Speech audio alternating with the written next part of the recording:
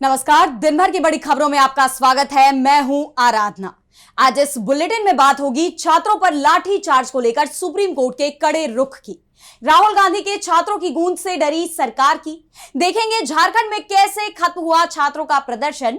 आपने बहुत ही सम्मानजनक तरीके से अपना अनशन को समाप्त किया। पश्चिम बंगाल में सीजेपी ने बीजेपी को क्या दी चेतावनी। बंगाल सरकार से मांग करते हैं कि इन सभी गुंडों को अगले 10 दिन में गिरफ्तार करके जेल भेजा जाए। जानेंगे उत्तर प्रदेश में क्यों फिर सड़कों पर उतरे जेन अल्फा।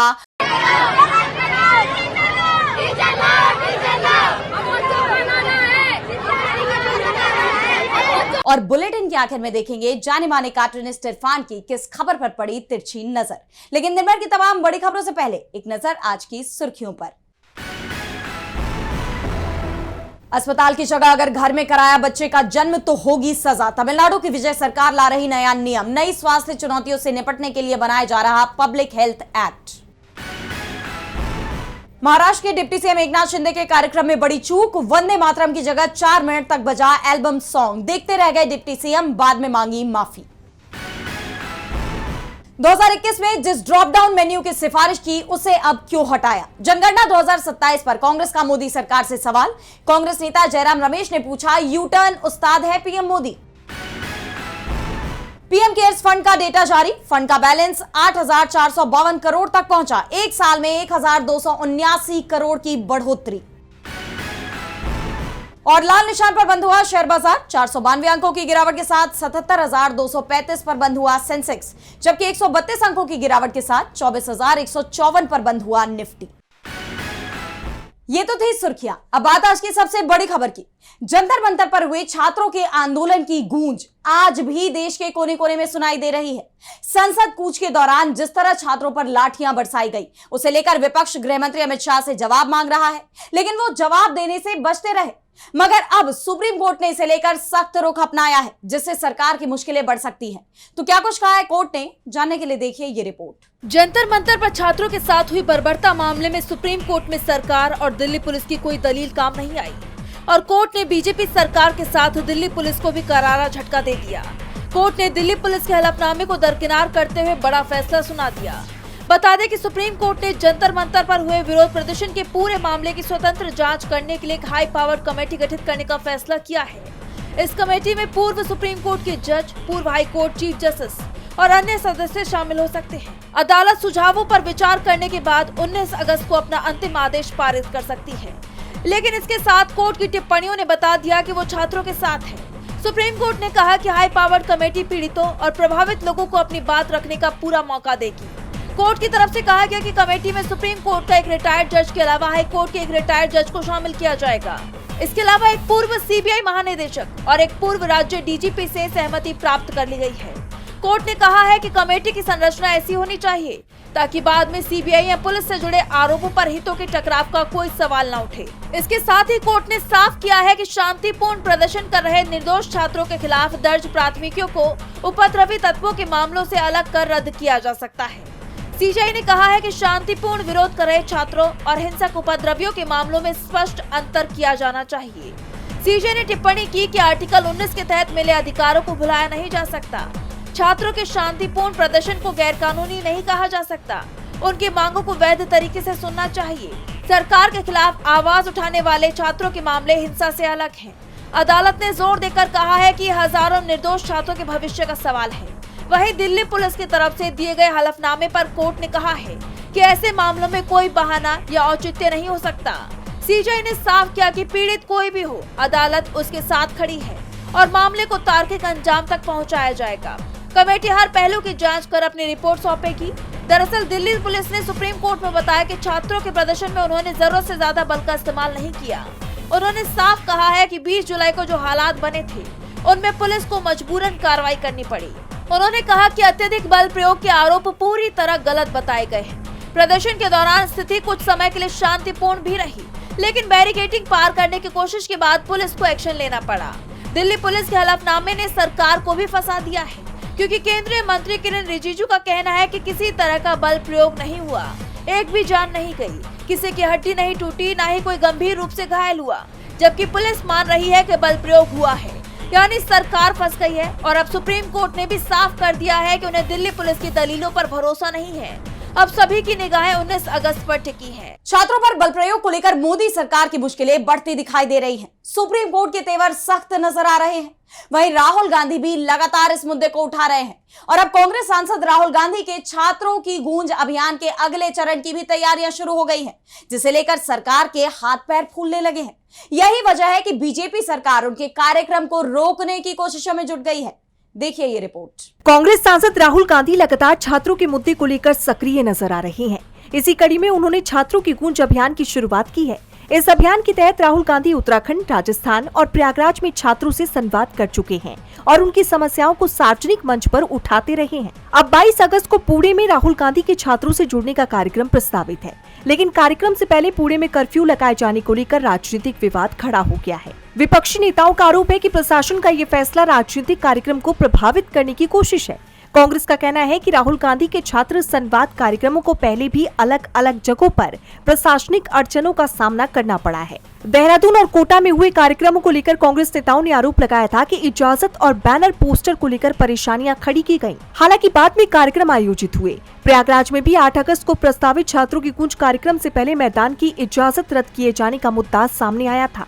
और अब पुणे को लेकर सवाल यही है कि क्या प्रशासन का फैसला कानून व्यवस्था से जुड़ा है या इसके पीछे कोई राजनीतिक वजह है, क्योंकि देखा जाए तो बीजेपी जेनजी के बीच राहुल की बढ़ती लोकप्रियता से बुरी तरह से घबराई हुई है और राहुल गांधी अकेले ही बीजेपी पर भारी पड़ते हुए नजर आ रहे हैं, जिसकी चर्चा सियासी गलियारों में तेज है। पुणे में राहुल गांधी के कार्यक्रम से पहले ही राज्य में कर्फ्यू लगा दिया गया है, लेकिन बीजेपी के लिए राहुल को रोकना आसान नजर नहीं आ रहा। वो लगातार छात्रों के हक के लिए आवाज उठा रहे हैं, चाहे वो जंतर मंतर का आंदोलन हो या झारखंड का। रांची में परीक्षाओं में धांधली को लेकर पिछले 24 दिनों से चल रहा छात्र प्रदर्शन भी अब थमता हुआ नजर आ रहा है। इस पर राहुल गांधी की प्रतिक्रिया भी सामने आई है। तो क्या है ये पूरी खबर, देखिए इस रिपोर्ट में। झारखंड में पिछले 24 दिनों से छात्रों का आंदोलन चल रहा था और अब आखिरकार वो आंदोलन खत्म हो गया है। राज्य की हेमंत सोरेन सरकार ने छात्रों की मांगे सुन ली हैं। मुख्यमंत्री हेमंत सोरेन ने घोषणा की कि झारखंड कर्मचारी चयन आयोग यानी जेएसएससी की संयुक्त स्नातक स्तरीय परीक्षा यानी जेएसएससी सीजीएल को रद्द कर दिया गया है। इसके साथ ही टीडीपीएल के माध्यम से हुई सभी भर्तियां और उनके परिणाम भी निरस्त कर दिए गए हैं। सीएम सोरेन ने ऐलान किया कि 2014 से टीडीपीएल के जरिए आयोजित सभी परीक्षाओं की सीआईडी जाँच कराई जाएगी, जबकि परीक्षा में हुई गड़बड़ियों की जांच के लिए एक सेवानिवृत्त न्यायाधीश की अध्यक्षता में अलग जांच समिति बनाई जाएगी। छात्रों की ये मांगे पूरी होने के बाद एक्टिविस्ट देवेंद्र नाथ महतो ने जूस पीकर अपना अनशन खत्म कर दिया।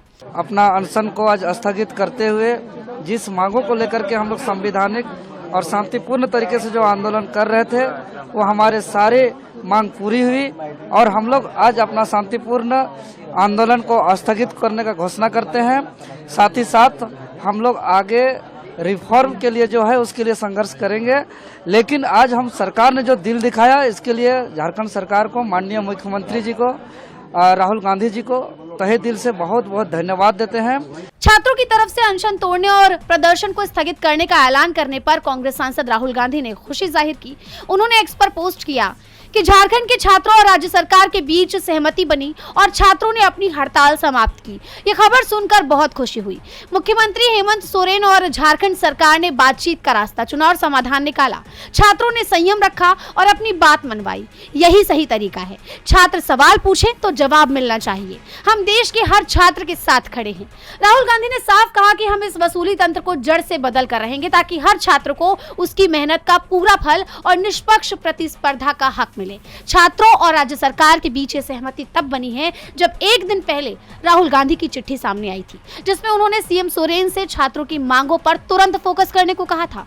ऐसे में प्रदर्शन समाप्त होने में राहुल गांधी की अहम भूमिका मानी जा रही है। सरकार के फैसले से छात्र तो खुश हो गए, लेकिन परीक्षा पास कर नियुक्ति पा चुके अभ्यर्थी नाराज हैं, फूट फूट कर रो रहे हैं। अब परीक्षा पास करने वाले सरकार के फैसले के खिलाफ धरने पर बैठ गए हैं। जिन उम्मीदवारों की नियुक्तियां हुई थी और जिन्होंने अपने पदों पर काम भी किया था, वो अपनी नियुक्तियों को लेकर स्पष्टता और न्याय की मांग करते हुए प्रोजेक्ट भवन में धरना दे रहे हैं। झारखंड में छात्रों का आंदोलन खत्म होता नजर आ रहा है, लेकिन बंगाल में नया छात्र आंदोलन छिड़ता दिखाई दे रहा है। सीजेपी ने पहले ही देशव्यापी स्कूल ठीक करो अभियान छेड़ा हुआ है, जिसके तहत पश्चिम बंगाल में स्कूल व्यवस्था में सुधार की मांग उठाने वाले अब्दुल हाफिज के पिता की जान ले ली गई। और अब इस पर सीजेपी ने राज्य की बीजेपी सरकार को सीधी चेतावनी दे दी है। तो क्या है ये पूरी खबर, जानेंगे इस रिपोर्ट में। बीजेपी सरकार के खिलाफ छात्रों का एक और आंदोलन शुरू होने वाला है। सीजेपी की तरफ से बीजेपी सरकार को चेतावनी दी गई है। सीजेपी की तरफ से साफ कह दिया गया है कि शुभेंदु अधिकारी की सरकार ने स्कूलों की व्यवस्था की मांग उठाने वाले सीजेपी नेता पर हमला करने वालों को नहीं पकड़ा तो फिर पूरी सरकार इसका नतीजा भुगतेगी। दरअसल बंगाल के बांकुड़ा में सीजेपी के स्कूल ठीक करो अभियान में अब्दुल हाफिज के पिता की जान चली गई। कहा जा रहा है कि सरकारी स्कूल का सोशल ऑडिट करने के बाद अब्दुल और उनके पिता पर स्थानीय बीजेपी कार्यकर्ताओं ने कथित तौर पर धारदार हथियारों से हमला किया। इससे अब्दुल के पिता की जान चली गई। पुलिस की तरफ से मामले की जांच चल रही है और अब तक 8 लोगों की गिरफ्तारी हो चुकी है। इस बीच सीजेपी का एक डेलीगेशन बीते दिन बांकुड़ा के करासुंडी पहुंचा और पीड़ित परिवार से मुलाकात कर स्थानीय प्रशासन के सामने 4 मांगे रखी। सीजेपी की तरफ से जो 4 प्रमुख मांगे रखी गई हैं, वो कुछ इस प्रकार है। पहली मांग है कि अपराध में शामिल सभी अज्ञात आरोपियों के खिलाफ एफआईआर दर्ज होनी चाहिए। पुलिस की मिलीभगत और दुर्व्यवहार की अदालत की निगरानी में निष्पक्ष जांच सुनिश्चित करें। पीड़ित परिवार को 24 घंटे सुरक्षा प्रदान करें। अब्दुल का परिवार मुआवजे की मांग नहीं कर रहा है, बल्कि उसके दिवंगत पिता शेख मोहम्मद माफिक के नाम पर एक विश्व स्तरीय स्कूल की मांग कर रहा है। सीजेपी ने चेतावनी दी है कि अगर तय समय के अंदर उनकी मांगे नहीं मानी गई तो पार्टी समर्थक शांतिपूर्ण तरीके से जिला मजिस्ट्रेट कार्यालय का घेराव करेंगे। इस मामले में अब ममता बनर्जी भी सक्रिय हो गई है और उन्होंने भी संकेत दिए हैं कि जरूरत पड़ने पर वो भी सड़क पर बड़ी लड़ाई लड़ने को तैयार हैं। अब देखना होगा कि बंगाल की राजनीति में आगे क्या होता है। पश्चिम बंगाल में नया आंदोलन खड़ा होता दिखाई दे रहा है। वहीं उत्तर प्रदेश में तो आए दिन प्रदर्शन देखे जा रहे हैं। बीते दिन लखनऊ की सड़कों पर स्कूली छात्राओं ने प्रदर्शन किया और अब आजमगढ़ के स्कूल के छात्र छात्राओं ने मोर्चा खोल दिया है। शिक्षकों की कमी के साथ ही शिक्षा व्यवस्था की तमाम खामियों को उजागर करते हुए छात्रों ने प्रदर्शन किया, जिससे योगी सरकार की मुश्किलें बढ़ती दिखाई दे रही हैं। तो क्या है ये पूरा मामला, देखिए इस रिपोर्ट में। यूपी सरकार के खिलाफ जेन अल्फा का आंदोलन और तेज होता नजर आ रहा है। लखनऊ के बाद आजमगढ़ में नया मोर्चा खुल गया है, जहां अजमतगढ़ स्थित स्मिथ इंटर कॉलेज में शिक्षकों की कमी को लेकर छात्र और छात्राओं ने करीब 2 घंटे तक धरना प्रदर्शन किया। बड़ी संख्या में छात्रों ने हाथ में पोस्टर लेकर नारेबाजी की। कुछ पोस्टरों पर लिखा था, रट रट कर हम थक गए, अब तो सुनो हमारी पुकार। तो कहीं लिखा है, बिना केमिस्ट्री टीचर के हमारा भविष्य एसिड की तरह जल रहा है।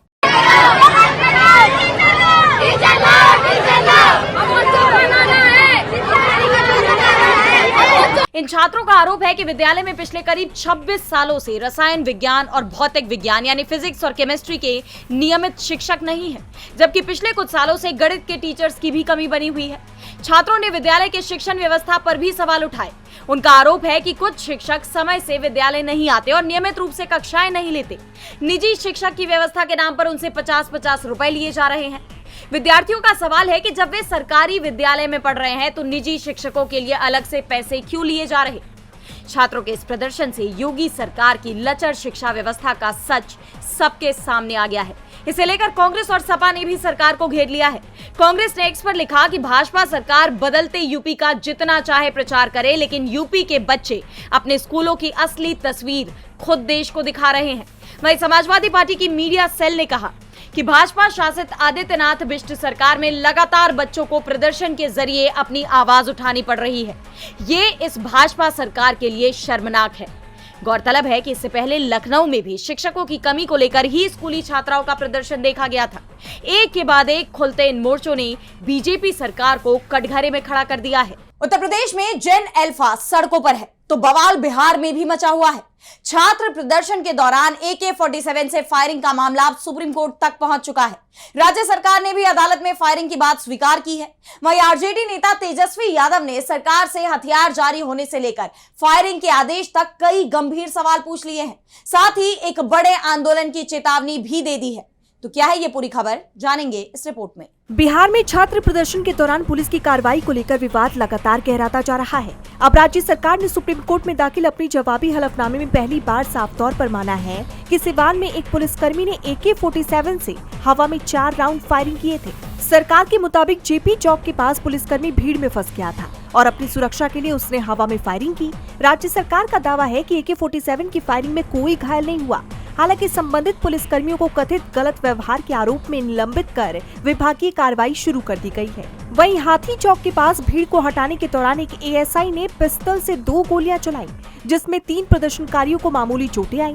सरकार ने स्पष्ट किया कि ये चोटें AK-47 की गोली से नहीं लगी, लेकिन अब आरजेडी नेता तेजस्वी यादव ने सरकार की कार्रवाई पर सवालों की पूरी लिस्ट खड़ी कर दी है, साथ ही बड़े आंदोलन की चेतावनी भी देती है। 19 अगस्त को हम लोग जो है राजभवन मार्च करेंगे और ये खुला मार्च है, इसमें सभी लोगों को हम आमंत्रण देना चाहेंगे। सब लोग आए, जुटे, अपने आवाज को बुलंद करें। इसके अलावा तेजस्वी ने एक्स पर पोस्ट किया, आखिर छात्र प्रदर्शन में AK-47 पहुंची कैसे, इसे किस यूनिट से जारी किया गया और इसे जारी करने का आदेश किस अधिकारी ने दिया। तो वहीं आरजेडी प्रमुख लालू यादव ने एक्स पर पोस्ट कर बीजेपी पर निशाना साधा। उन्होंने एक्स पर पोस्ट किया कि लूट तंत्र से बनी धम्बी सरकार उनकी लोकतांत्रिक मांगों को सुनने की बजाय AK-47 से गोलियां बरसाती है। ये अन्यायपूर्ण है। इस तानाशाही के विरुद्ध सभी 19 अगस्त को पटना में एकजुट हो। यानी देखा जाए तो एक बार फिर AK-47 को लेकर सियासी माहौल गर्मा गया है। फिर वही सवाल सियासत में गूंज रहे हैं जिन्होंने बीजेपी की मुश्किलें बढ़ाई थी और अब ये मुश्किलें और बढ़ती हुई नजर आ रही हैं। बिहार में तेजस्वी ने राजभवन मार्च का ऐलान कर दिया है, जिससे राज्य की बीजेपी सरकार की मुश्किलें बढ़ती दिखाई दे रही हैं। बिहार में ही नहीं बल्कि देश के अलग अलग कोने में छात्रों के मुद्दे पर जो प्रदर्शन हो रहे हैं, उससे सरकार पर सवालों की कड़ी बढ़ती जा रही है और अब इन्हें रोकने के लिए सरकार की तरफ से भी हथकंडे अपनाए जा रहे हैं। सोशल मीडिया पर लगाम कसी जा रही है, जिसे लेकर बड़ा खुलासा हुआ है। तो क्या है ये पूरा मामला, जानेंगे इस रिपोर्ट में। मोदी सरकार के खिलाफ जनता की बढ़ती नाराजगी अब देश में खुलकर नजर आ रही है। जंतर मंतर से लेकर देश के कई राज्यों में आंदोलन खड़े हुए और इनमें सोशल मीडिया ने अहम भूमिका निभाई, जिसका डर अब मोदी सरकार में साफ नजर आ रहा है। सरकार ने सोशल मीडिया पर सख्ती बढ़ा दी है। भारत में रोजाना औसतन 1 करोड़ से 10 करोड़ कंटेंट सोशल मीडिया पर पोस्ट किए जाते हैं और अब अंग्रेजी अखबार द इंडियन एक्सप्रेस में ये बात सामने आई है कि सरकार ने पिछले 5 महीनों में औसतन हर 68 सेकंड में एक ब्लॉकिंग आदेश सोशल मीडिया प्लेटफॉर्म्स को दिए हैं। पिछले 5 महीनों में लगभग 1,95,000 ऐसे ब्लॉकिंग आदेश दिए गए हैं। यानी सरकार ने हर दिन 1275 ब्लॉकिंग आदेश सोशल मीडिया प्लेटफॉर्म्स को भेजे हैं। द इंडियन एक्सप्रेस को मिले डेटा के अनुसार इस साल मार्च और जुलाई के बीच इंस्टाग्राम, फेसबुक और यूट्यूब पर भेजे जाने वाले ऑनलाइन कंटेंट पर रोक लगाने के लिए सरकार के निर्देशों में बढ़ोतरी देखी गई है। गौर करने वाली बात यह है कि ये वही समय है जब परीक्षा और शिक्षा व्यवस्था की गड़बड़ियों के खिलाफ छात्र अपनी नाराजगी दिखा रहे थे। पूरा सोशल मीडिया छात्रों के प्रदर्शन से भरा पड़ा था। सोशल मीडिया पर मोदी सरकार के खिलाफ कंटेंट की बाढ़ आ गई थी। पिछले महीने में इंस्टाग्राम को करीब 1 लाख कंटेंट ब्लॉक करने के आदेश सरकार की तरफ से दिए गए हैं। इंस्टाग्राम को जो आदेश मिले वो तो मिले ही, फेसबुक जिसके यूजर ग्रोथ में दुनिया भर में कमी आई है, उसको लगभग 80,000 आदेश मिले, जबकि यूट्यूब को लगभग 15,000 मिले। वहीं सोशल मीडिया पर सख्ती करना भी सरकार पर भारी पड़ने वाला है, क्योंकि विपक्ष ने इस पर भी सरकार को घेर लिया। कांग्रेस पार्टी ने इसे तानाशाह रवैया करार दिया है। पार्टी ने एक्स पर पोस्ट किया कि ये कायर सरकार सवाल पूछने, जवाबदेही तय करने और जिम्मेदारी से इतना डरती है कि अब वो लोगों की आवाज दबाने पर उतारी है। भारत जैसे लोकतांत्रिक देश में ऐसा करना न सिर्फ संविधान बल्कि freedom of speech and expression पर भी सीधा हमला है। मोदी सरकार का ये तानाशाही रवैया याद रखा जाएगा और वक्त आने पर जनता इन्हें करारा जवाब देगी। यानी साफ है कि सोशल मीडिया पर सख्ती करके सरकार ने खुद की मुसीबत और बढ़ा ली। और बुलेटिन के आखिर में देखेंगे जाने माने कार्टूनिस्ट इरफान की किस खबर पर पड़ी तिरछी नजर।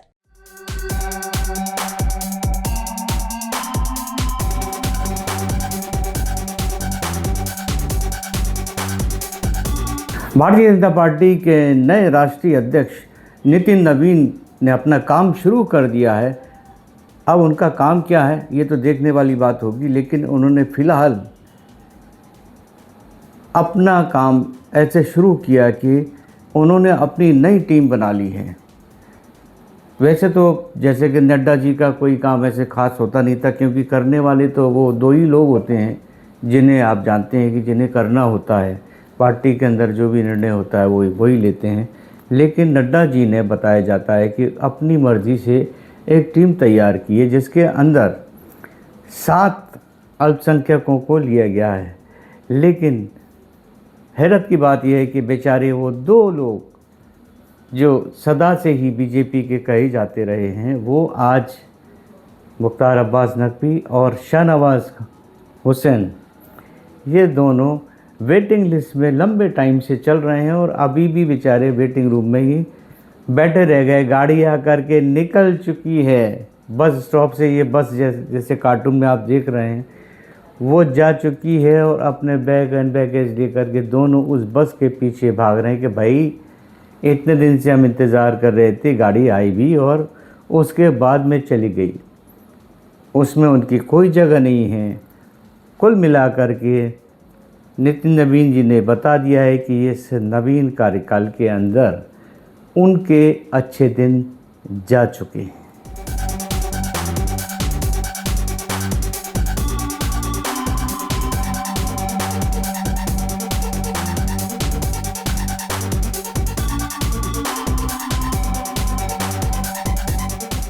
बहुत बहुत शुक्रिया इरफान जी। तो आज इस बुलेटिन में इतना ही। आप देखते रहिए डीबी लाइव।